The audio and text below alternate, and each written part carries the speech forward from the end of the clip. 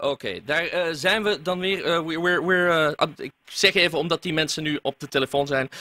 We're on air now. We just interrupted Land of Confusion by Disturbed, which is a video that I've absolutely loved for many, many years. And if everything's alright, I have Dan of Disturbed on the line now. Hello. Yeah, how you doing? Hi, Dan. Welcome. I'm doing fine, thank you. How are you doing there on the other side of the Atlantic Divide?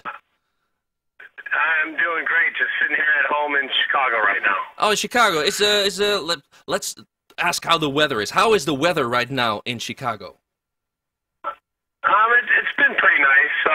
It's been pretty warm out the past few days. A little bit of rain, but not bad. Summer's starting to come around now. Well, it's about time that it does. Say, Yeah. Disturbed. You've been playing with Disturbed for many years, more than 10 years actually now, more than a decade. Right. The band has been going strong, almost from the start. It has been a huge hit as a band. How would you explain something like that? It's been a great ride for us. It's been a lot of hard work, a lot of dedication. I mean, I'm in a band with guys that are very motivated, and we push each other to get the best out of everybody, and we love performing together. We love being on stage, and that's what drives us. Yeah, it's a passion for music, for rock music. Right, for sure. You being a rock musician, I checked out your YouTube channel, and I saw a quote that Pat Benatar was regarded by the band also as being very much rock and roll.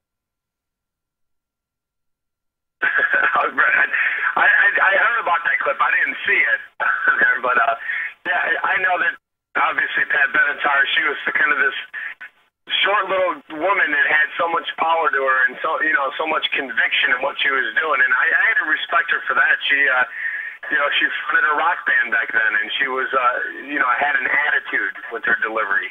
Yeah.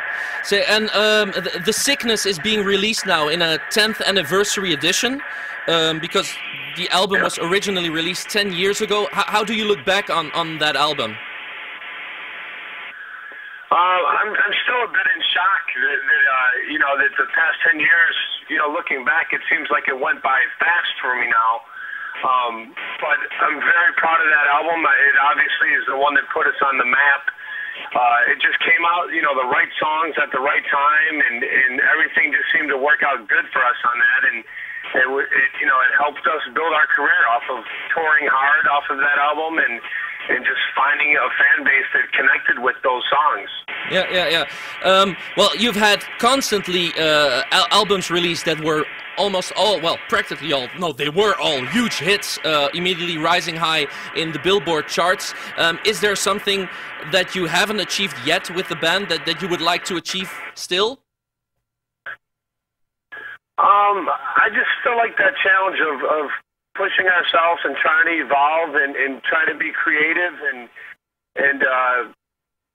it's just the further we go, the more challenging it gets. The more songs we write, we try to outdo ourselves. And I'm just very happy and thankful that we've had a career this long and a fan base that has stuck behind us and seems to continue to grow for us globally.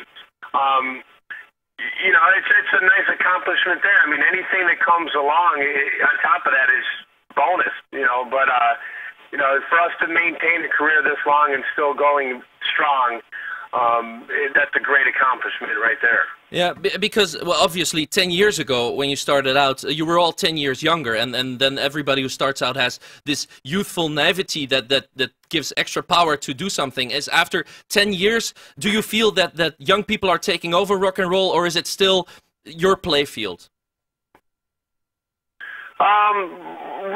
We're very competitive. I mean, there's a lot of great bands that come out, but we like to. We've built ourselves to become a headlining act, and we like to stay there. I mean, I guess it's very much like a boxer that comes along. If you have Mike Tyson that's, kicking everybody's butt and knocking them out, there's going to be some young boxer that's going to come along that's going to want his title. And we still have the fire in us to really, go strong. And it's great to see these young new bands come out and really light the fire under us because we know that they're hungry for it. You know, they're hungry to climb the ladder themselves. And, you know, for us, it's a friendly competition of us having to step up our game, you know, as well. It keeps us working hard. It keeps us wanting to deliver a great show. And, you know, to get the response that we do out of the fans when we perform live is just such an adrenaline rush. It's an addiction. You know, it kind of becomes a drug to you when you go up on stage and you have that feeling of power because of the fans responding the way they do. It makes you want it more. Is rock and roll healthy, being this addictive then? It's very healthy. It's very therapeutic. You know, I mean, this is why the fans go to concerts, because they can escape from the reality for a bit. They can get away from their shitty job or from their I'm sorry, I don't know if I can swear on this live. No, sure, you can. Feel free to do so. Yeah. If you want to repeat shit, if you want to repeat shitty job, just go ahead. I mean. Okay. Well, yeah, they give them a chance to get away from their shitty jobs or anything that's going on in their life that may, you know, be a bit depressing, whether they're going through a bad relationship or a bad breakup or just don't, you know, enjoy things. It gives you a chance to go out and forget about all that for a couple hours and just really get lost in the music and enjoy the moment, you know. And same for us. When we hit the stage, I'm not thinking about, you know, other things that, you know, that may be, you know, depressing or going bad in your lives. You go up there and you get to let loose and enjoy that moment. Yeah. You will have a DVD out called "A Decade of Disturbed." What actually is this DVD about? It's just a documentary kind of covering our whole career. We've brought a videographer out with us on the road from day one. It was very important for him to document our life off the stage as well too. So we wanted to kind of give the fans something like let them into our lives and get to learn a little bit more about us, even our personal lives off stage, backstage, some of the backstage antics, some of the, you know, whether we're partying or whether we're spending time with our family and friends or whatever. It's a little bit of everything, just kind of documenting, you know, the past 10 years. Yeah. And well, that's the past. Then, is there a new album coming? Our fans in Belgium might be eager to know. Yes, there is. It's going to be called Asylum. We just finished recording it over the winter here in Chicago, and we finished the mix about a few weeks ago, and we're hoping it'll come out probably August or September, the latest. August or September. I think that's doable to wait that long. Will you be playing in Belgium anytime soon? Do you have any ideas about that? I hope so. I know that we plan on coming back to Europe in the fall, probably like November, December. I'm not sure what territories we're hitting just yet, but Belgium has always been a great market for us, so I'm sure that we're becoming somewhere at least close enough, if not in Belgium itself. So we're gonna, if not this year, then at least next year we'll definitely be coming back because we know we have a big fan base there. That's absolutely. Well, then we'll be looking forward to new concerts, to the new album Asylum.